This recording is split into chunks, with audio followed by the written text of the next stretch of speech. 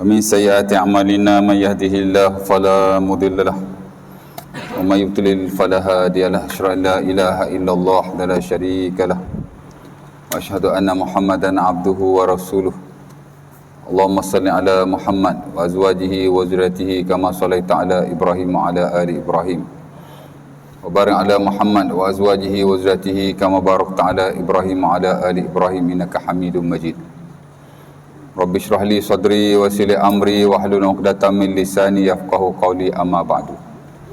Syukur kepada Allah Subhanahu Wa Taala kerana pada malam ini dapat sekali lagi bersama-sama kita berkumpul di masjid kita untuk kita isi masa yang ada, kongsi ilmu-ilmu yang bermanfaat dan pada kita meneruskan kehidupan kita selaku seorang manusia dan selaku seorang Muslim secara khasnya.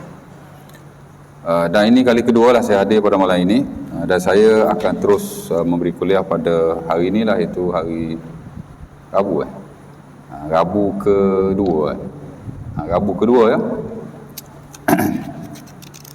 Di mana sebagaimana yang telah lalu, first saya datang hari itu kita berkongsi tentang fiqh muamalat, khususnya riba. Cuma saya dah sentuh-sentuh macam itulah ya.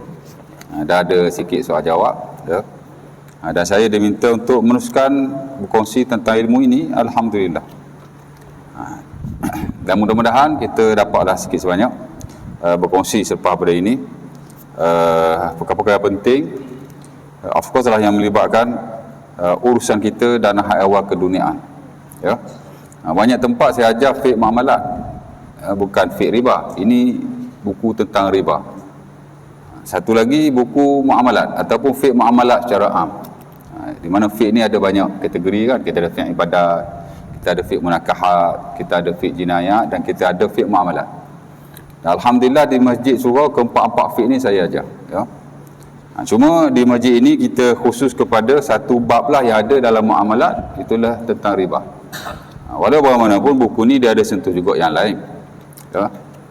Dan kalau ada persoalan-persoalan yang timbul, kita boleh bersoal jawab insya-Allah taala, dan saya akan cubalah untuk menjawab sekat yang saya tahu ya, insya-Allah taala.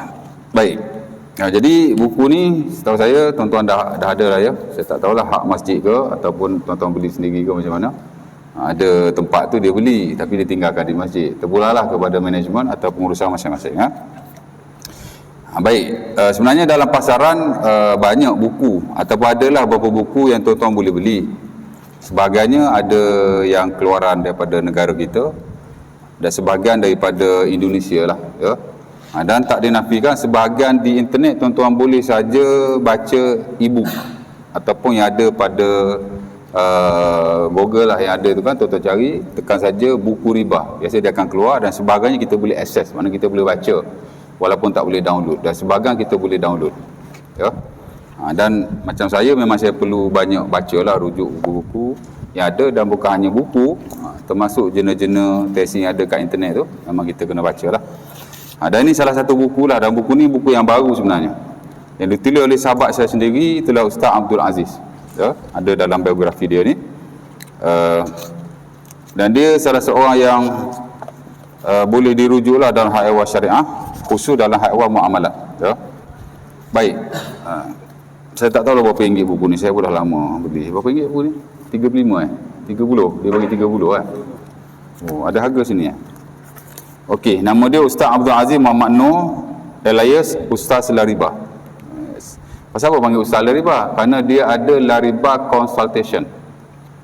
Saya tak tahulah personally dia idea sendiri ke ataupun dia nak tiru US. US memang ada satu consultation, bahkan satu syarikat yang besar, Lariba company lah, Lariba Consultation. Antara konsultasi yang terawal yang bawa masuk ke US Islamic Banking dan Finance. Tuan-tuan boleh bacalah kat Google, tekan saja Lariba US, biasa dia akan keluar ya. Ada Lariba juga lah sana. Lariba tu maksudnya tidak ada riba, la tu makna tidak ada, riba makna riba lah, dia istilah Arab ya. Tapi dah biasa disebutkan Lariba. Dan di Facebook pun dia ada, tuan-tuan tekan je Ustaz Lariba, biasa dia akan keluar lah ya. Baik. Dan sebenarnya selain daripada nota ni, saya ada lagi nota beliau yang dia berikan kepada saya. Tapi komprehensif lah, bukan hanya bab riba, hampir keseluruhan dalam muamalat. Ada tak kurang daripada 40 bab dalam dekat 2000 muka surat lah. Tapi itu nota e-book, PDF, bukan buku ya. Itu untuk kita rujuk apa gitu gini. Tapi yang ni dia buat buku khas ya. Ada buku ni agak konklusif dan komprehensif. Mana memadailah untuk kita tahu sikit sebanyak berkaitan dengan perkara riba kontemporer yang semasa ya. Baik. Tuan-tuan boleh buka buku tu. Tajuk dia Panduan Bebas Riba. Memang dalam jiwa kita kena ada satu keazaman. Apa dia? Saya nak bebas riba. Ya, sebab tu dibuat tajuk ni Panduan untuk Bebas Riba. Bukan sekadar kita nak menjauhi riba, tapi kita nak bebaskan diri kita daripada riba. Ya, kena ada niat macam itulah. Mulai pada malam ni saya nak bebas riba. Ya. Walaupun kita tak mampu nak bebaskan sistem yang ada, tapi sekurang-kurangnya kita boleh bebaskan peringkat diri kita. Macam kata Hasan Al-Banna lah, boleh sebut nama dia ke? Kadang setengah tempat tak boleh, pasal mesti punya Ikhwanul Muslimin kan, risau juga, ada sensitif sebut nama beliau ya. Dia kata dirikanlah Islam dalam dia kata tegakkanlah Islam dalam dirimu, nescaya akan tertegak Islam dalam negaramu ya. Aqimuddin fi anfusikum sayaqumuddin fi baladikum. Diri tegakkan dulu agama pada dirimu, insya-Allah ya, akan tertegak agama dalam negaramu. Kita mungkin tak boleh nak ubah sistem, tapi we start by our own self. Kita mula dengan diri kita. Mungkin kita tak boleh nak ubah negara, tak boleh nak ubah sistem, even tak boleh nak ubah masyarakat dan komuniti yang ada. Tapi kita start lah dengan diri kita. Ubah diri kita dulu. Kadang kita nak ubah orang, diri kita tak nak ubah. Tak? Belajar pun tak nak. Ya tak? Ya. Malaysia ni tuan-tuan belajar masjid surau free ya. Ada masjid collect duit untuk kuliah malam-malam ada? Tak ada kan. Ya. Baik. Okey, buku ni tuan-tuan penghargaan. Ni tuan-tuan baca sendirilah ya. Ini penghargaan daripada beliau lah selaku penulis. Tapi kata pengantar tu ada beberapa perkara yang disebut di situ. Mula-mula sekali dia kata dengan nama Allah yang Maha Pemurah lagi Maha Penyayang. Dia buat kot bahasa Melayu lah. Kebiasaannya buku-buku agama ni Arab baik, Melayu baik, dia akan masuk tulisan Arab lah. Bismillahirrahmanirrahim. Alhamdulillahirabbil alamin. Wassalatu wassalamu ala Rasulillah wa ala alihi wa sahbihi ajmain. Itu yang paling basic. Mana-mana buku agama, Arabic baik, English baik, Melayu baik, biasa akan masuk bismillah dan puji Allah dan selawat Nabi, biasa dalam bahasa Arab lah. And then baru dia tulis dalam bahasa Melayu dan seumpamanya. Buku ni dia terus dengan bahasa Melayu. That is okay ya. Suka hati dia lah pasal buku dia kan. Dan memang sunnah tuan-tuan kita memulakan penulisan dengan bismillah, memuji Allah dan selawat Nabi. Dan bukan hanya penulisan, pengucapan juga, ucap ya. Sunat kita bismillah, ataupun kalau tak bismillah pun alhamdulillah, dua-dua lagi bagus ya. Kullu sya'in la yubda bi bismillahirrahmanirrahim fahuwa abtar, wa fi riwayah fahuwa alzam. Dalam hadis Abi Daud daripada Abu Hurairah, Nabi kata setiap sesuatu yang tidak dimulai dengan bismillah maka ia terputus, yakni barakahnya ya. Sebab itu ulama menggalakkan nak mula apa-apa bismillah lah. Tapi bukan semualah, dalam banyak hal lah ya. Ada benda tempat tak boleh bismillah juga. Tapi kalau penulisan ni memang ni bismillah ya. Kemudian selawat Nabi biasalah ya. Man shalla alaihi salatan sallallahu alaihi biha asyra. Siapa yang selawat atas Nabi sekali, Allah Taala selawat 10 kali ya. Bila Allah Taala selawat pada kita, apa lagi yang kita mahu ya. Baik. Kemudian dia bagi salam lah, normal lah ya. Kemudian dia kata riba adalah dosa besar ya. Dia membuka buku ini dengan memberi atau menulis satu poin yang meliputi keseluruhan buku ini. Itulah pasal riba ya. Riba adalah dosa besar, itu poin dia. Pasal apa kita kena belajar dan menjauhinya? Kerana riba adalah dosa yang besar ya. Dan sepakat para ulama riba ni memang dosa besar lah. Ajma'u ala anna riba muharram wa kabiratun minal kabair. Kata Imam Ibn Qudamah Al-Maqdisi dalam bukunya Al-Mughni, one of the best book. Walaupun buku tu lebih mujur sebelum mazhab Hanbali, tapi dalam konteks fiqh tuan-tuan, dia adalah buku ensiklopedia. Pernah dengar? Buku mausu'ah, buku hak detail lah kita kata. Ya. Semua mazhab ada dalam tu. Di kalangan para sahabat Nabi, dengan tabi'in, dan ulama-ulama terawal. Buku tu tuan-tuan dalam mazhab Hambali dia macam Al-Majmu' dalam mazhab Syafi'i. Mazhab Syafi'i ada buku hebat nama dia Al-Majmu' yang dikarang oleh Al-Imam An-Nawawi rahimahullah. Kita tengok buku tu buku mazhab Syafi'i, yes. Kerana penulisnya memang cenderung pada mazhab Syafi'i dalam banyak hal. Tapi dia sebut belaka, bukan mazhab Syafi'i belaka. Hambali sebut, Maliki sebut, Hanafi sebut. Hak sebelum tu pun sebut juga. Ibnu Abbas macam mana, Ibnu Umar macam mana, hak sahabat Nabi tu kan. Kalau tabi'in pun dia sebut pendapat Atha macam mana, pendapat Tawus macam mana, pendapat Mujahid macam mana, dia buku yang komprehensif, konklusif. Ya. Itu kita sebut buku ensiklopedia, buku mausu'ah. Dan dalam konteks hari ni tuan-tuan, mungkin tuan-tuan tak terlibat lah. Macam kami memang kena baca buku ensiklopedia, buku fiqh. Kalau fiqh ensiklopedia, kalau sirah ensiklopedia, kalau hadis ensiklopedia. Mana hadis yang menyeluruh lah. Ya. Supaya kita nampak gambaran lebih luas. Pasal dunia hari dunia terbuka. Ya. Kita kena ada banyak pendedahan. Ya. Baik. Dia kata riba dosa. Memang sepakatlah kata Ibnu Qudamah, sepakat para ulama riba adalah haram. Ajma'u ala anna riba muharram wa kabiratun minal kabair, dan satu dosa daripada dosa yang besar. Saya tak tahulah masjid ni ada atau tidak belajar buku Al-Kabair karangan Al-Imam Az-Zahabi rahimahullah. Ada sebagai masjid semua ada. Buku tu antara buku yang paling famous dalam market yang membicarakan tentang dosa besar, yang dikarang oleh Al-Imam Syamsuddin Az-Zahabi rahimahullah. Ulama yang top, buku pun dia top juga. Dan saya ada ajar buku tu di Masjid Kubur Gajah sejak 3 atau 4 tahun yang lalu. Ya, ada 70 dosa besar dalam buku tu yang diceduk daripada Al-Quran dan hadis-hadis Nabi SAW. Saya ngajar masjid tu dalam 4 tahun dah masuk dosa yang ke-26. Makna 1/3, hampir half of the book lah, hampir separuh buku lah. Biasalah ajar 6-7 tahun lah habis dah tu. Tapi baru 4 tahun 5 tahun macam tu dah PKP tu pun lama kan. PKP tidak tolak dah. Tapi dan habis 26. Sebab saya ambil satu bab dalam 2 atau 3 kuliah. Ya.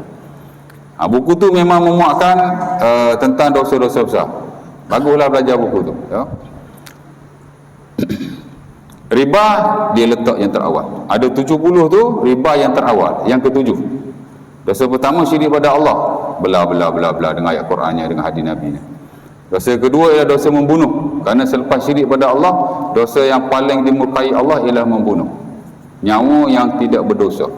Kalau bunuh kerana dalam konteks hukum jenayah tak apa, awak bunuh orang, awak kena bunuh balik. Betul tak? Ataupun awak melakukan perkara yang memang dilayak bunuh lah kalau ikut hukum syarak, ikut hukum jenayah. Ni bunuh memang tak ada kena-mena dengan Islam ke apa. Tak boleh. Ya. Qatlul mu'min azam min zawalid dunia. Membunuh seorang yang bernyawa, khususnya mukmin, lebih baik daripada hilang dunia keseluruhan. Kan? Palestin tak berapa ribu dah orang Islam mati. Ya tak? Satu nyawa amat bernilai di sisi Allah. Lebih baik daripada hilangnya seluruh dunia. Tengok betapa nyawa orang Islam ni amat bernilai sekali. Ya. Sebab itu walaupun tidak semua, sebagian ulama mengharamkan suicide. Ya. Self bombing, pakai bom kat badan, pergi kat camp mana-mana ataupun pos tentera mana-mana, letupkan diri sendiri. Ya. Sebahagian memang mengharuskan, tapi sebahagian besar juga mengharamkan. Ya, kerana awak bunuh diri awak satu, awak mati askar mungkin 10-20 orang. Nyawa awak mati itu lebih bernilai daripada 10 orang kafir yang terbunuh itu. Jadi dia mengharamkan. Ada juga yang kata harus, tapi saya lihat ramai juga yang kata haram di atas dasar itu. Ya. Baik, nombor 2 kan. Nombor 3, tinggal solat, tarkus solat. Nombor 4, tak bayar zakat. Mana zakat? Masa Nabi hidup, orang bayar zakat. Zaman Abu Bakar, sebahagian orang Arab dia tak nak bayar zakat. Orang Islam lah. Ya. Bahkan sebahagian telah menafikan hukum zakat. Dia kata zakat tak wajib lagi. Menyebabkan Abu Bakar memerangi mereka. Terhasillah atau berlakulah satu peperangan, nama dia peperangan Al-Yamamah. Ya, the Battle of Yamamah, Harbul Yamamah ataupun Ghazwatul Yamamah, peperangan Yamamah. Itu yang mati ramai penghafal-penghafal Quran, sehingga Abu Bakar didesak oleh Umar untuk menulis Quran dalam satu buku. Pasal apa Abu Bakar perang mereka? Kerana mereka sudah tidak Muslim lagi. Mani'uz zakat, orang yang bukan hanya tak nak bayar zakat, dia kata zakat tak wajib.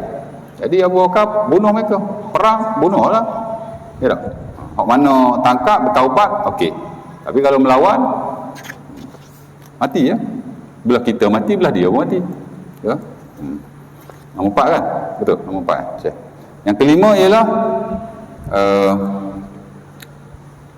pertama tadi apa?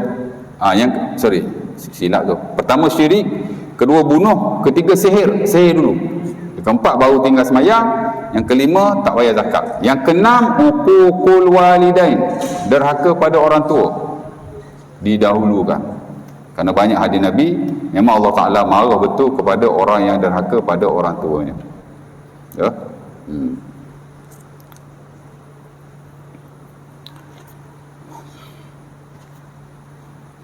Sebab tu kalau saya, orang cakap dengan saya, Ustaz, orang tua dah dalam umur 60 lebih kan, mak saya ni tak adil daripada dulu sampai sekarang, dibeza-bezakan anak-anaknya. Jadi saya pun jadi macam malas nak bantu dia, nak buat baik kat dia. Dia kata tak boleh kan, dia buat tak betul, itu dia punya hal dengan Allah Ta'ala. Tapi kita masih wajib mentaatinya dan berbuat baik kepadanya. Ya. Kalau saya personally tuan-tuan, saya tak kisah langsung, dia nak buat apa dia buat, tapi saya tetap akan mentaatinya, menghormatinya dan buat setakat saya boleh sebagai seorang anak. Saya kata macam tu. Sebab kalau dia mati, tak ada ganti lagi. Tak ada ganti. Ada ganti, boleh ganti mak kita. Ada, tuan. Ya, dah ramai di kalangan kawan-kawan kita mengikut pengalaman menyesallah di atas apa yang dibuat kepada orang tuanya, walaupun orang tua dia tidaklah orang yang baik. Menyesal juga, tuan. Ya. Yang ketujuh, baru dia mari dosa riba. Maknanya dosa yang terawal lah. Tadi betul lah. Kerana ada banyak ayat Quran dah hadis Nabi ya. Okey, kemudian Ustaz Abdul Aziz bab mari hadis daripada Abu Hurairah yang diriwayatkan oleh Sahih Bukhari dan Muslim, cuma dibab mari dalam bahasa Melayu.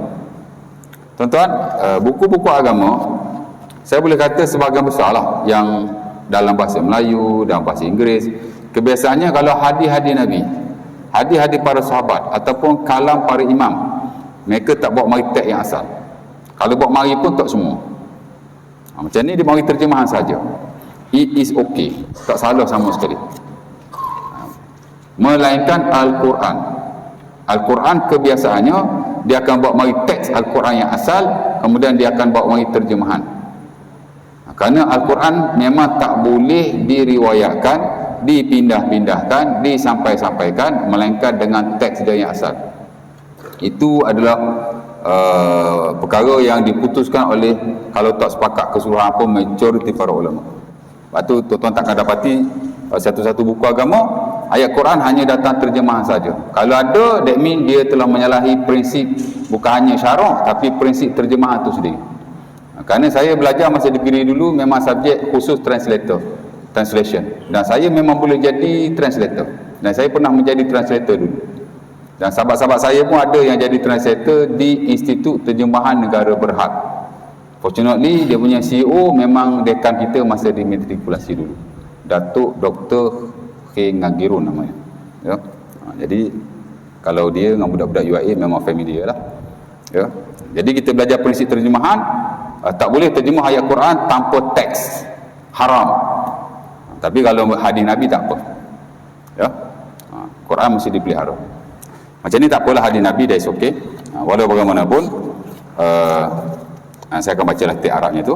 Nabi kata istanibu sam'al mubiqat. Dia terjemahkan, jauhilah 7 dosa yang besar ataupun 7 dosa yang membinasakan. Ni hak. Dosa ni ada banyak kan. Hak besar 70. Di kalangan 70 tu ada 7 yang besar. Ini disebut oleh Rasulullah SAW sendiri ya. Istanibu as-sab'al mubiqat. Jadi sahabat bertanya, ma hunna ya Rasulullah? Apa itu? Jadi Nabi pun jawab, asyirku billah, syirik pada Allah. Ya, itu number 1. Dan syirik ni ada 2 lah, syirik yang jelas dan syirik yang tidak jelas. Itu pun bab yang penting juga, tapi tuan-tuan belajar dalam bab akidah lah ya. Okey, sihir nombor 2. Asyirku billah was sihir, kata Nabi. Sihir ya. Apa itu sihir? Sihir ini kita buat sesuatu secara gaib atau secara batin untuk menyakiti orang lain, itu dia panggil sihir. Kalau kita menyakiti orang lain secara zahir pun sudah haram, dosa besar dan amat dimurkai oleh Allah. Apatah lagi kalau kita buat secara gaib, secara batin. Walaupun kita buat dengan ayat Quran, tetap sihir. Ya. Amalan orang dulu-dulu tuan-tuan, kalau dia nak member tu sakit, apa dia buat? Dia tulis sepotong ayat Quran. Saya tak payah cerita lah ayat mana. Nanti kan dia buat pula kan. Ustaz ni buruk sangka. Kemudian dia akan gali satu lubang di belakang rumahnya. Oh yalah, rumah zaman dulu kan kat kampung, belakang rumah ada semua. Sekarang tak boleh nak gali pasal ada rumah flat, rumah teres, rumah apartmen, nak gali apa kan. Gali dalam pasu boleh lah kot. Kemudian dia akan letakkan ayat Quran itu dan ditulis nama orang yang dia mahu disakiti. Kalau ada barang-barang daripada tubuh badan orang tu lagi bagus. Ada rambut dia ke, ada kuku dia ke, ada apa-apalah. Ada darah dia ke. Kemudian dia akan tanam, dia akan kamuf sekali. Kemudian ada bacaan-bacaan tertentu untuk diwiridkan every day. Sakit kawan tu. Ya, main. Sama juga tuan-tuan yang dipraktikkan oleh sebahagian. Dia sakit. Tak, dia pergi jumpa tak tahu ustaz ke bomoh ke. Jadi ustaz atau bomoh tu kata, sebab sekarang ni pun kadang kita tak boleh nak beza juga. Sebagai ustaz tu macam bomoh, sebagai bomoh tu dengan aku ustaz. Ya. Ada seorang tuan-tuan, anak murid saya dah jadi 2. Dia ni memang ada masalah kesihatan. Bapak dia datang rumah saya, minta buat air jampi biasalah, baca Fatihah, baca ayat kursi, doa sikit kan, okey je. Lepas tu dia cerita kat saya, dia baru jumpa seorang ustaz di Sekinchan. Dia kata anak saya ni kena sampuk. Pasal masa kecil-kecil dulu, masa kita orang buat baca Yasin ke Kekah ke apa, dia kata Pak Imam tu baca Quran salah. Lepas tu anak saya kena badi, dia kata. Saya kata yang kata tu bukan ustaz tu bomoh. Pasal apa panggil dia ustaz? Kita orang semua panggil ustaz. Tu bomoh.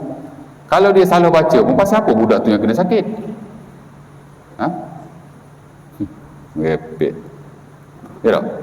Lagi satu budak tu dah besar, dah jadi 8 tahun. Masa 8 tahun dulu dia tahu, dia nampak ke? Dia tahu benda lain. Ini semua nonsense. Tak benar sama sekali. Ya. Jadi susah juga kan. Pasal bomoh pun pada sama ustaz juga, ustaz payah kan. Ya. Okey, tak kisahlah ya. Jadi tak boleh lah ya. Sihir ni tak boleh. Offer lah kalau kita pergi jumpa bomoh memang untuk menyihir orang-orang tertentu. Nak bagi dia sakit lah maksudnya, tak boleh ya. Saya tuan duduk Kelantan.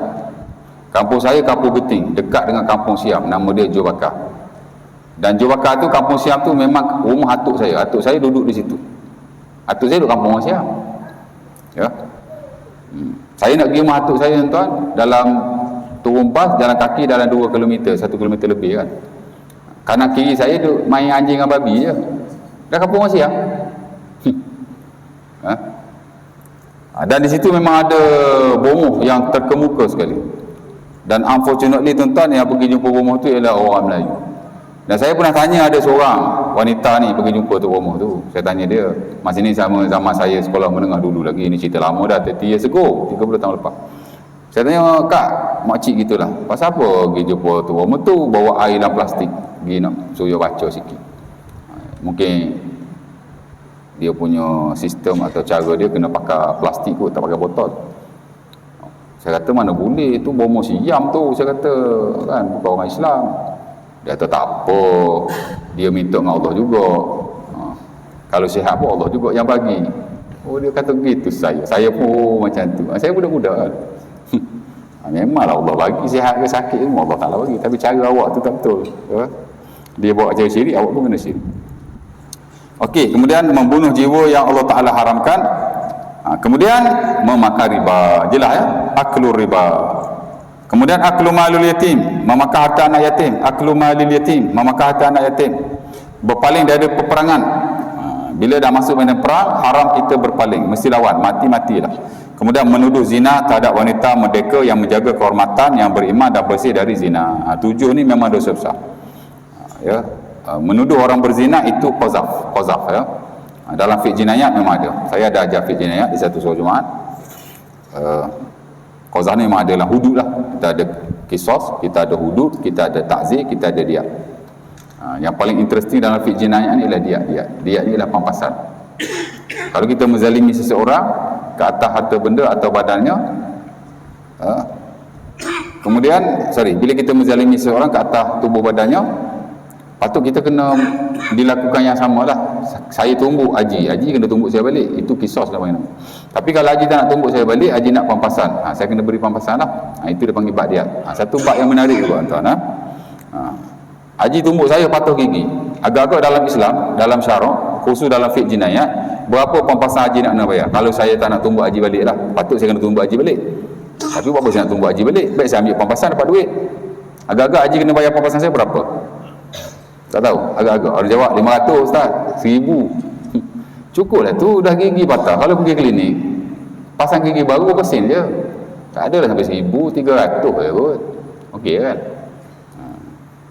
Asinu bisini khamsum minal ibil. Gigi kalau patah tuan-tuan, 5 numbers of camel, 5 ekor unta. Sebatang gigi ya. Kalau 2 batang, 10 ekor unta. 3 batang, 30 ekor unta. 1 ekor unta berapa ribu? Main-main 10,000, 12,000 lah ni kalau besar. Bayarlah 50,000. Jadi kalau saya nak tumbuk Haji, marah sangat, 50 juta ni, saya takkan. Tak? Jadi itu pentingnya hukum syarak ni. Dia nak menjaga atau mencegah daripada kita melakukan suatu jenayah. Sebab tu dia bagi pampasan yang berat. Tu tak kira bunuh orang lagi. Berat entah. Ya. Tangan kalau luka-luka dia ada pampasan yang ringan sikit lah, tapi berat juga. Tapi kalau saya bantai dengan kayu, tangan Haji patah, lantas lumpuh, patut saya kena patahkan balik tangan Haji, dah lumpuh kan. Tapi saya nak buat apa, baik saya ambil pampasan. Agak-agak kalau tangan jadi macam tu, pampasan dia berapa? Sebelah tangan. 50 ekor unta, 50 kali 10,000 berapa? 500,000. 500 thousands. Sorry, 50,000. 500,000, 500. Itu penting kan. Seronok lah belajar bab tu, dia interesting. Tapi dia biasa dia di ujung lah. Baik. Kemudian kata si pengarang, oleh itu amat penting mencari ilmu untuk mengenali riba. Apa-apa hal mesti back to basic. Apa dia? Knowledge, ilmu. Ya, teman-teman dalam dunia hari ni tuan-tuan, mungkin kita boleh tahu satu perkara tanpa kita belajar. Sebab ilmu hari ni banyak mekanisme, banyak cara. Kita boleh baca buku, boleh tengok YouTube dan seumpamanya. Tapi kita kena belajar jugalah. Kena ada guru, kena ada ustaz yang kita boleh rujuk. Dan kena ada kelas-kelas khas. Sekurang-kurangnya kelas-kelas macam ni lah. Ya. Sekurang-kurangnya untuk beri pendedahan. Of course lah mengenai riba, kerana riba-riba ni tuan-tuan dia ada dua. Satu riba yang jelas, direct, ya, semua orang tahu. Satu lagi ada riba yang orang tak berapa tahu. Saya panggil indirect lah. Sebenarnya dia bukan indirect, dia tetap direct. Tapi kerana dunia hari ni tuan-tuan, dalam soal-soal harta, kewangan, soal-soal muamalat, dia very complex, dia amat rencam sekali, ya? Sehingga kita susah nak kenal pasti adakah ia riba atau tidak riba. Melainkan jika kita belajar, dalam pada tu kita masih kena tanya lagi orang lain, masih kena tanya, ya? Mengenali transaksi-transaksi yang boleh menyebabkan riba dan bagaimana untuk mengelak riba. Apa-apa ilmu lah. Sebab tu dalam Quran Allah Ta'ala sebut perkataan ilmu agak-agak berapa kali? Lebih banyak daripada perkataan-perkataan yang lain. Ya. Saya tak pernah hitung lah, tapi saya baca lah ya. Dalam laman web Kementerian Wakaf Qatar, negara-negara Islam, Arab lah terutamanya, dia ada satu kementerian kebiasaannya. Ya. Mesir baik, Qatar baik, Saudi baik, mana-mana lah biasanya. Dia ada satu Wizarah Al-Awqaf wa Syu'un Al-Islamiyah, Kementerian Wakaf dan Hak Ehwal Islam. Dia ada satu kementerian. Kita so far tak ada satu kementerian, tapi kita adalah jabatan-jabatan tertentu, ya. Okey, laman web Kementerian Wakaf Qatar dia ada sebut berapa kali dinyatakan perkataan ilmu dalam Quran. Warada kalimatul ilmi fil Quranil Karim bi tasrifatin mukhtalifatin ma lam yaqil an khamsin wa sab'atu mi'ah maratan. Dikata telah disebutlah oleh Allah Ta'ala dalam Quran akan perkataan ilmu dengan bentuk-bentuk yang berbeza, tak kurang daripada 750 kali, 750 times, 750 kali. Lalu sikit ayat pasal ilmu, lalu sikit ayat pasal ilmu, lalu sikit ayat pasal ilmu. Bahkan ayat pertama yang Allah Ta'ala turun kepada Nabi dalam Gua Hira ialah Iqra, baca. Very related and close to knowledge, amat dekat sekali dengan ilmu. Bahkan itulah mekanisme terawal untuk kita dapatkan ilmu, itulah dengan membaca.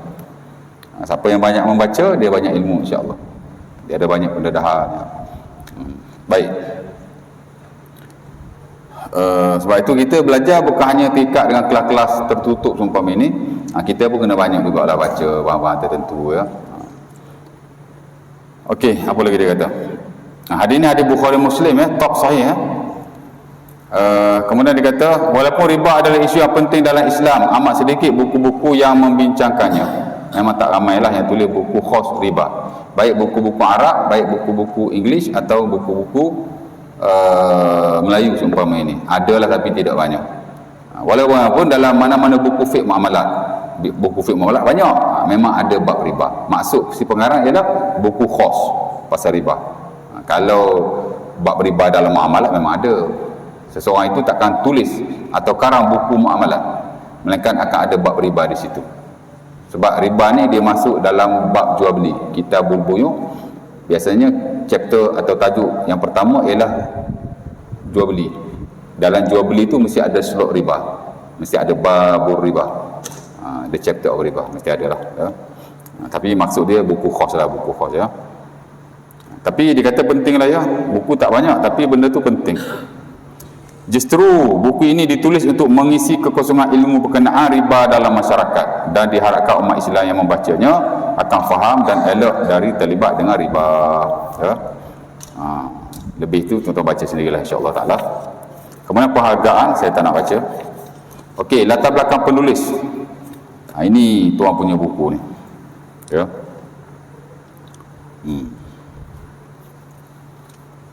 Dia ada banyak kelayakan muamalat dan kewangan Islam. Tapi yang saya tertarik ialah dia adalah penasihat syariah yang disertified oleh AOF, Badan Muamalat dan Kewangan Islam Dunia, ya, autoriti dunia ni AOF ni. Dan tokoh terutama kita itulah Datuk Dr. Profesor Daud Bakar. Kita punya number one scholar lah, saya panggil lah macam tu, number one scholar. Ramai lagi sekolah-sekolah yang lain, tapi hari ni dia yang lead institusi syariah advisory lah, di peringkat Bank Negara, di peringkat Security Council tu dia yang terutama lah, ya. Lepas tu saya panggil dia number one scholar, antara ulama hok number one lah, ya. Pernah berkhidmat di OFI selama 10 tahun. Dan selama berkhidmat di situ dia dapat banyak pengalaman, kerana dia badan dunia. Siapa-siapa pun kalau kerja di syarikat, perusahaan, bahkan badan-badan dunia seumpama itu, memang dia akan banyak dapat pendedahan. Jadi OFI, dia ni dia penasihat isyarah 8-10 kan.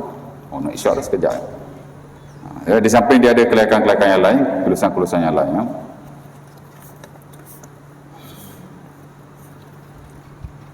Dan saya respect juga Ustaz Abdul Aziz ni ialah kerana pengalaman beliau. Transaksi tentang mata wang dia amat berilmu sekali bagi saya lah, kerana saya banyak rujuk dia dalam isu tu.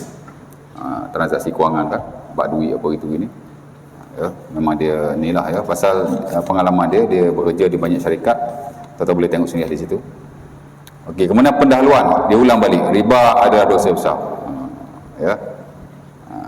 Dia repeat perkataan tu, supaya kita ada mindset riba haram, riba dosa besar. Kita nak free riba, bebaskan riba. Kita nak kena betulkan mindset dulu. Kadang-kadang yang kontrol kita tuan, kita punya mindset ni, otak kita, minda kita. Sebab itu dia selalu sebut. Hatta kalau kita lihat dalam Quran pun ada banyak repetition. Allah Ta'ala ulang. Kalau nak diikutkan, Allah Ta'ala bagi tahu sekali, cukup dah. Saya tanya tuan-tuan, kisah Nabi Adam AS duduk dalam syurga, kena tipu dengan syaitan, keluar. Berapa kali Allah Ta'ala sebut dalam Quran? 4-5 kali. 6 kali. Tengok, Haji pun ingat. Mana banyak kan? Patut-patut Allah Ta'ala sebut sekali cukup lah. Pasal apa sampai 6 kali? Pasal manusia ni kadang-kadang cakap sekali, dia tak apa ambil pengajaran lagi. Jadi kena cerita banyak kali. Dan begitulah cerita Nabi Nuh, cerita banyak kan. Dia pun duk repeat benda semua.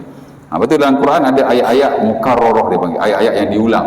Cuma kadang-kadang dalam bentuk dan lafaz tidak sama. Dan same goes to hadis-hadis Nabi SAW. Hadis Nabi pun sama. Saya tanya tuan-tuan, Sahih Bukhari ada berapa hadis? Sahih Bukhari ada tak kurang daripada 7,000 hadis. Ya, terutama hadis-hadis yang marfu', yang terangkat kepada Rasulullah SAW. Hadis-hadis yang bersanad lah ya, tolak yang tak bersanad, apa yang dipanggil yang mu'allaq apa semua. Tak apalah tuan-tuan tak tahu pun. Tapi lebih kurang 7,000 hadis. 7,000 hadis ya. 4,000 hadis adalah hadis yang berulang-ulang. Dipanggil repeated hadis. Al-ahadisul mukarrarah. Lafaznya beza, tapi ia hadis maksud yang sama. Isyarah. Dah ada 8-10. Pakai manual je. Oh, manual je. Okey. Oh, luar rosak. Okey, tak apa. Azan dulu lah. Dah azan. Oh, kita dapat pendahuluan sikit lah hari ni.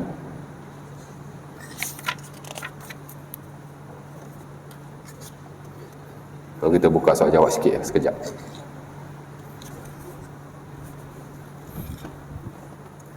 Bismillah.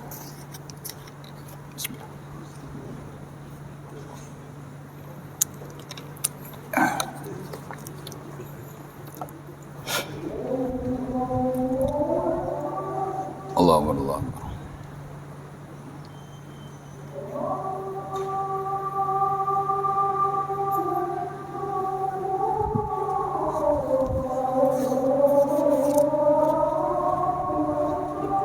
Allahu Akbar.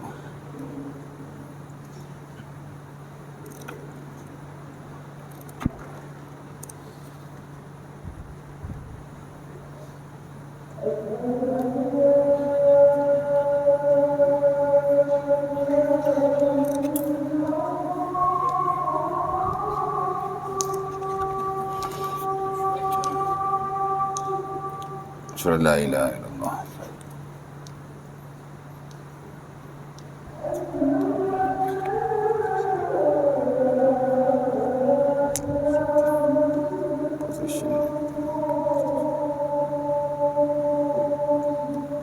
Asyhadu an la ilaha illallah.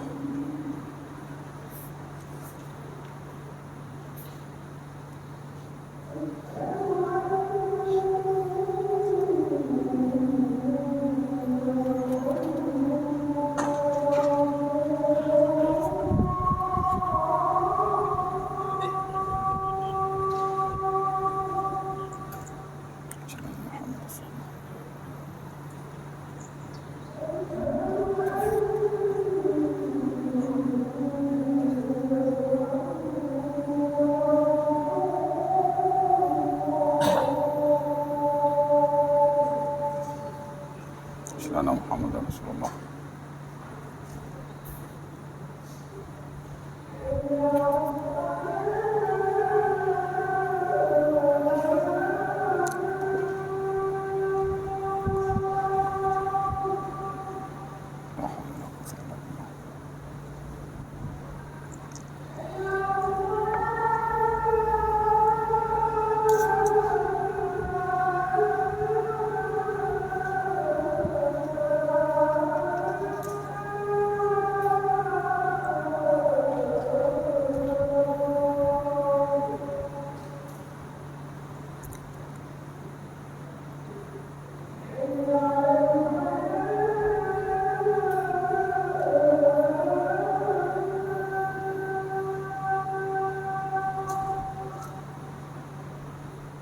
Astagfirullah.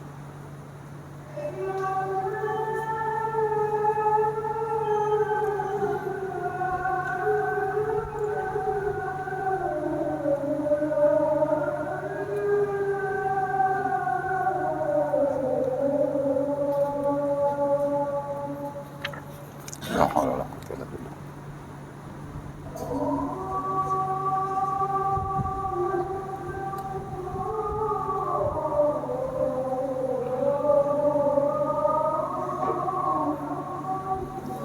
Allahu Akbar.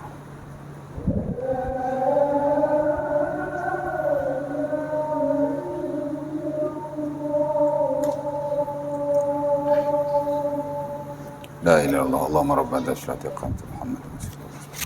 Allahumma inni as'aluka al-afiyah fid dunya wal akhirah.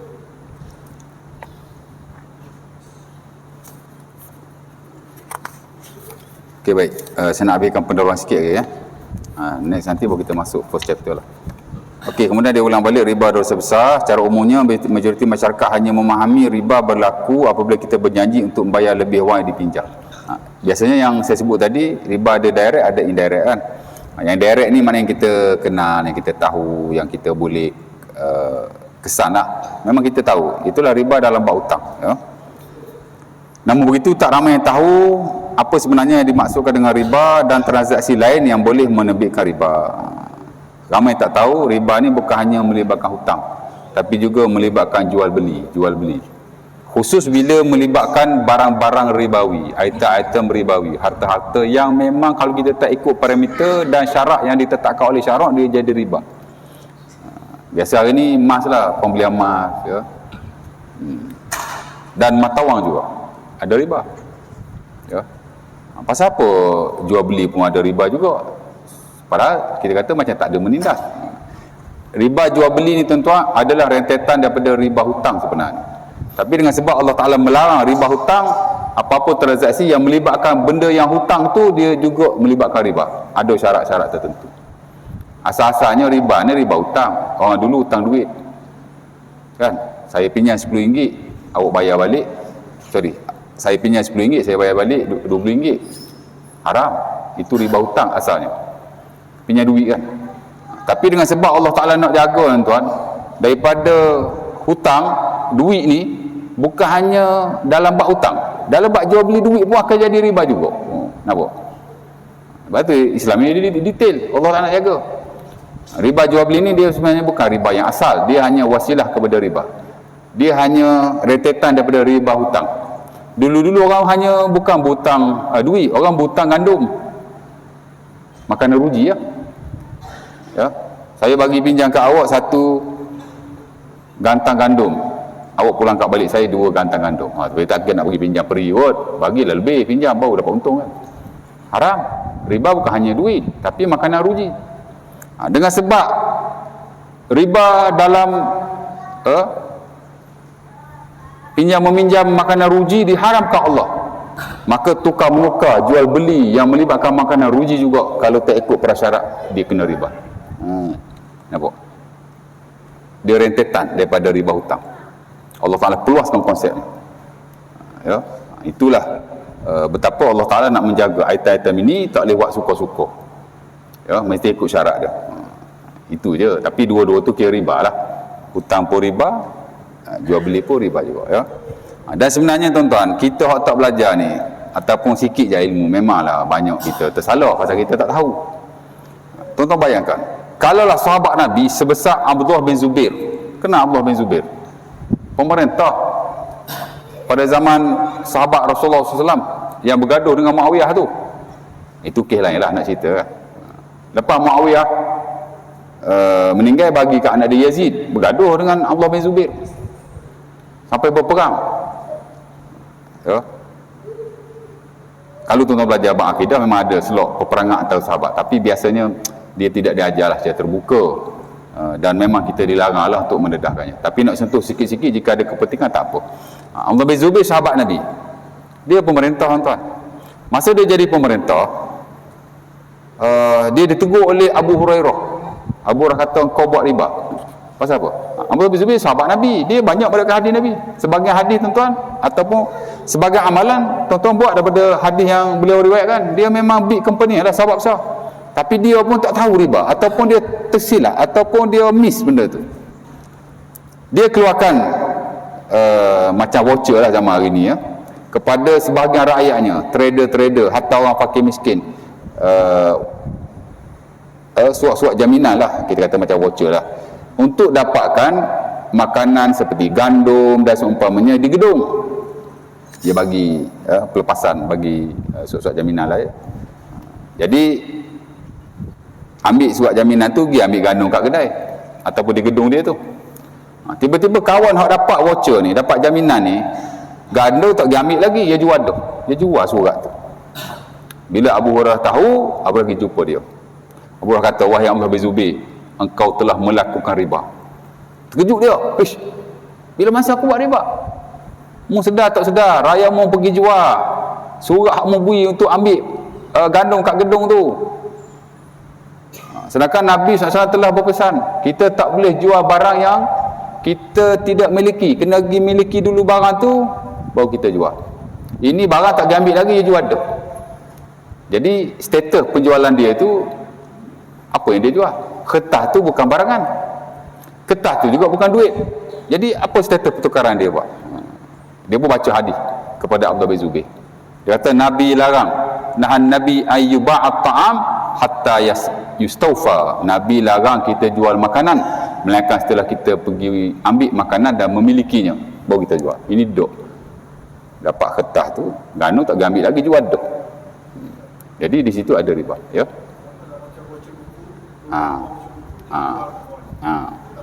Voucher-voucher yang kerajaan bagi, pertama memang menyalahi syarat yang tertera lah. Apa-apa yang kerajaan bagi, bukan voucher buku Malaysia saja, voucher tayar, voucher apa lagi ya? Memang dah dinyatakan dekat voucher tu tak boleh ditukar kepada cash, tak boleh dijual dan seumpamanya. Jadi nombor satu, kalau kita dapatkan cash, kita jual atau buat apa-apa pertukaran, kita dah menyalahi perintah kerajaan. Yang kedua, kita jual benda yang kita masih belum memiliki, haram, tak boleh. Lepas tu timbul pula skema nipu. Yang baru-baru ni yang PM bagi duit apa tu, dia panggil belia apa, saya ada bercakap kat isu tu hari tu, apa yang dia bagi belia RM200 tu, e-wallet, untuk beli barang-barang dalam tu, dalam platform tu. Tiba-tiba ada satu company nak offer untuk transfer e-wallet tu kepada syarikat dia, kemudian dia akan bank-inkan duit ke dalam akaun orang tu. Rupanya scammer entah. Dah kena tipu. Dah lah awak buat benda yang menyalahi perintah kerajaan. Lepas tu pula awak jual benda tu, kan, boleh termasuk dalam riba. Lepas tu kena tipu scammer pula. Nak salah siapa? Ramai dah orang tegur. Penasihat syariah ramai yang tegur. Jangan dijual, jangan ditukar kepada cash lah seumpamanya. Dia begitu tukar. Saya tak tahulah, Allah Ta'ala lah. Tapi tidak boleh sama sekali. Kalau tidak melibatkan riba dan menjual barang yang kita belum memilikinya, nombor satu, menyalahi perintah dan syarat kerajaan yang dikenakan ke atas voucher tu sudah salah, berdos-dos itu. Nampak? Ya. Jadi tak boleh, ha? Okey. Jadi dia kata gitulah ya. Ada banyak benda yang kita tidak tahu, yang perlu kita belajar. Kemudian dia buat mari hadis riwayat Tirmizi, kepentingan harta ya. Esok kita akan ditanya tentang harta kita dan kita tak akan beranjak daripada pada mahsyar, melainkan Allah Taala akan tanya dua soalan.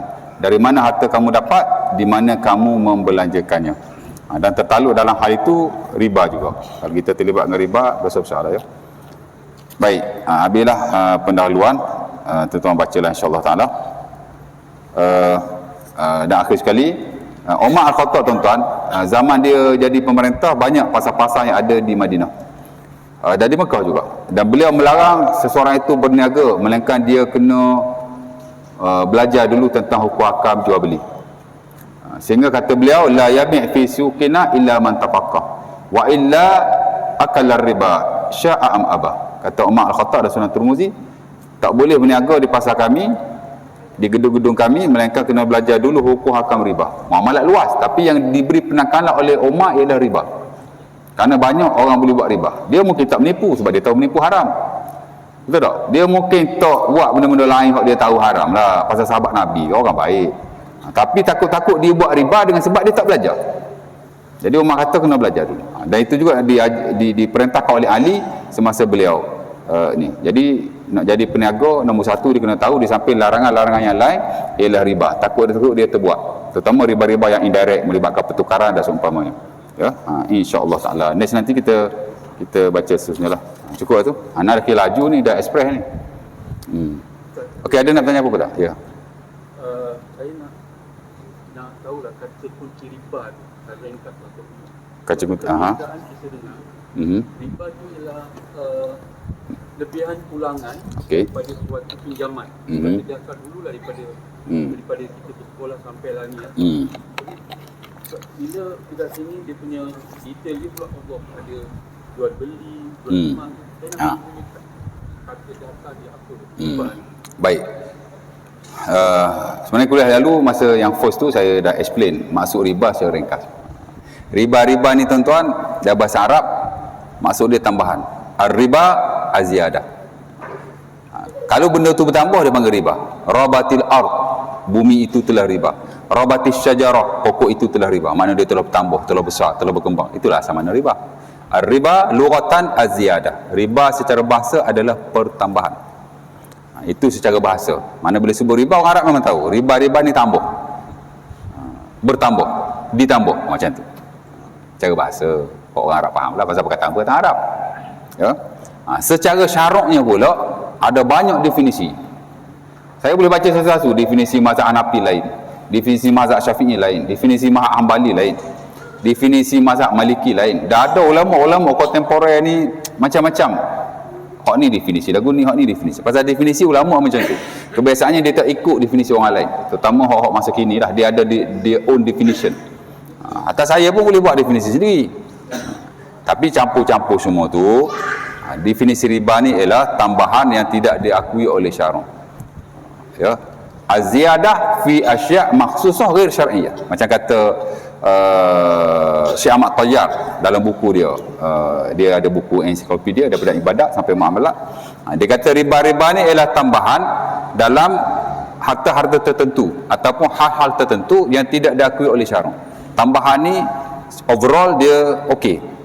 Pasal asas-asas benda dunia ni harus. Asal fil asya' al-ibahah. Asas-asas benda yang melibatkan urusan sama manusia dia harus. Illa ma la dalil ala tahrim, melainkan jika ada dalil yang mengharamkan. Tambahan, kita beli kereta. Oh, tayar macam meter kereta baru. Tak ada sebulan tukar tayar besar, sport ring besar. Itu dikira tambahan. Boleh tak boleh? Oh, kena cari dalil. Ayat Quran ni boleh tukar tayar ke tak boleh tukar tayar? Tak cari dalil. Benda dunia ni asas dia harus. Kena cari dalil larang. Jadi tambahan ni, jadi riba ialah tambahan ke atas harta yang tidak diakui oleh syarak.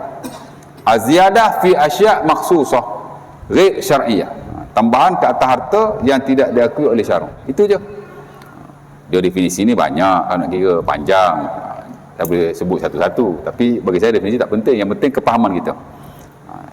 Dan biasa dia melibatkan harta lah. Tambahan dalam sesuatu perkara yang tidak diakui oleh syarak. Dalam braket harta lah. Atau boleh kita kata tambahan dalam harta yang tidak diakui oleh syarak. Tambahan ni banyak diakui oleh syarak. Tapi yang dinaskan tak boleh. Riba. Tambah tak boleh. Riba. Orang lain tambah boleh berlaku. Nak tambah harga jual mi. Aku jual 2 ya yang belum ni. Tambah 2 ya setengah. Boleh aja. Tambahan hak lain okey. Tambahan yang dilarang ialah riba lah. Itu dia punya asas, kata kunci dia. Tambahan yang dilarang oleh syarak. Yang melibatkan harta. Ya. Dia boleh jadi hutang. Dia boleh ada jual beli. Dan dia boleh melibatkan slot-slot yang lebih spesifik. Simpanan, pinjaman, pelaburan, hatalah konteks-konteks semasa ni macam insurans. Itu semua kalau cerita macam ni lah. Kalau libat duit, memang ada unsur-unsur riba kalau kita tidak ikut tata cara yang dibenarkan oleh syarak. Ya. Cuma sebagaimana saya bagi tahulah, kalau dulu-dulu senang tuan-tuan. Very clear. Tuan-tuan baca buku muamalat klasik, malah lama-lama kan. Kalau tuan-tuan belajar riba, jelas riba hutang, riba jual beli. Jual beli hanya melibatkan emas dan perak dan makan-makan ruji. That's it. Lepas tu kontrak-kontrak ada dalam syarak. Very straight to the point. Kontrak jual beli, kontrak sewaan, kontrak pelaburan, kontrak macam-macam kan. Gadaian. Satu-satu kontrak aja. Tapi hari ni tuan-tuan tengok kalau di perbankan mana ada satu kontrak. Tuan-tuan pernah dengar syarikah mutanaqisah? Tak pernah dengar. Pernah dengar murabahah aksiyah? Hak ada lah syarak dulu-dulu syarikah aja dia tambah mutanaqis. Dulu-dulu dalam Islam ada murabah aja, dia ada tambah aksi ya. Ada tujuan dia tu. Sebab tu kontrak-kontrak dan amalan yang baru ni ialah yang sudah dimodifikasi, yang telah diadapt dengan sistem kewangan yang ada. Pasal asas-asas sistem kita ni konvensional. Kita nak buat sistem baru mengganti konvensional. Jangan haraplah. Agak sukar. Macam zaman Nabi lah. Nabi jadi Nabi, memang manusia mengamalkan riba. Tuan-tuan tahu bila riba diharamkan? Tahun terakhir Nabi jadi Nabi, tahun ke-10 Hijriah atau sekurang-kurangnya tahun ke-9 Hijriah ketika Haji Wada. Ujung-ujung Nabi jadi Nabi baru haram riba ni. Mana 23 years riba tidak diharamkan. Di Mekah tak haram, di Madinah haram sikit-sikit, at the end masa Nabi nak wafat baru haram betul. 23 years. Padahal riba zaman Nabi very straight to the point. Kalau riba zaman hari ni lagi lah. Jadi tak mungkin, bukan tak mungkin lah, agak sukar. Kita cuma boleh buat satu sistem Islam yang boleh adapt dengan sistem yang ada, dapat mengelakkan yang betul-betul riba. Ya. Sebab tu kewangan hari ini yang Islam lah kita panggil kewangan alternatif. Ya. Kita bukan prima, kita hanya alternatif sebagai jalan keluar daripada yang betul-betul riba. Faham tak? Tapi ada setengah orang ni dia bagi dia sama je, konvensional ke Islamik ke bagi dia sama. Suka hati dia lah kan, bagi dia. Tapi bagi kita tidak. Betul tak? Konvensional tak ada khilaf, riba haram, dosa besar. Tapi yang Islamik ni kita boleh bincang lagi. Ala kulli hal, dia ada pakar-pakar dia. Kita orang awam ni kita taklid, kita belajar sikit demi sedikit, dan kita cuba lebih baik untuk ambil yang lebih ringan. Betul? Ya, itu saja. Boleh je Haji tanya pendek, saya jawab punya panjang. Allah, nak semayang lewat ni. Okey lah tu, cukup lah. Kalau ada nak tanya, tanya lepas semayang lah kot, atau next kuliah. Saya tahu banyak orang nak tanya. Sebab itu saya di tempat lain biasa lepas azan tu saya fokus untuk jawab soalan. Tapi saya nak habiskan yang pendahuluan tu. Ya, InsyaAllah ta'ala mungkin setakat dulu sikit sebanyak untuk malam ini. Mudah-mudahan kita dapat berkongsi lagi pada masa hadapan dan menambahlah ilmu-ilmu kita. Dan saya sendiri pun tuan-tuan, kalau saya tak faham, saya suka baca buku ni, sebab buku ni kalau saya tak faham, saya boleh tanya dia punya pengarang. Dan saya ajar di mana-mana pun tuan-tuan, saya tak baca buku orang. Saya baca buku orang kalau macam subjek amalan Rasulullah sehari semalam, saya baca buku orang, buku Syekh Tariq bin Syarif. Saya ajar hadis, saya baca buku hadis 40 Nawawi, buku orang. Tapi kalau saja fiqh ibadat baik, fiqh muamalat baik, saya baca buku saya sendiri. Cuma jinayat saya baca buku orang lah, sebab saya tak buat nota lagi. Ya. Dan saya my own personal memang saya ada 3 nota yang muamalat yang saya buat sendiri, di samping notakan kawan lah, notakan kawan. Dan kita memang ada group kita, dan kita discuss every day. Kadang saya pun tak ada nak layan. Hari ni berapa banyak persoalan yang timbul dalam group kita, banyak. Tapi kadang kita busy ya. Jadi macam itulah, kalau saya tak faham saya boleh tanya pengarang. Tapi kalau saya ajar buku orang yang saya tak kenal, kalau saya tak faham saya nak tanya siapa? Sebab tu saya suka ajar buku saya sendiri. Kalau fiqh lah, sebab fiqh ni melibatkan hukum hakam. Kalau ajar hadis tak apa, hadis tak melibatkan hukum. Betul tak? Ajar tafsir tak apa, tapi kalau ajar fiqh dia melibatkan hukum. Dia agak kritikal lah, mana kita kena tahu. InsyaAllah ta'ala. Sebab tu saya tak ajar nota orang, saya ajar nota saya sendiri ya. Aku lukul azhar, Assalamualaikum warahmatullahi wabarakatuh. Yang baik datang daripada Allah, yang tak baik itu kelemahan saya lah. Mudah-mudahan kita dapat memperbaiki. Kita tangguh majlis kita dengan tasbih kafarah.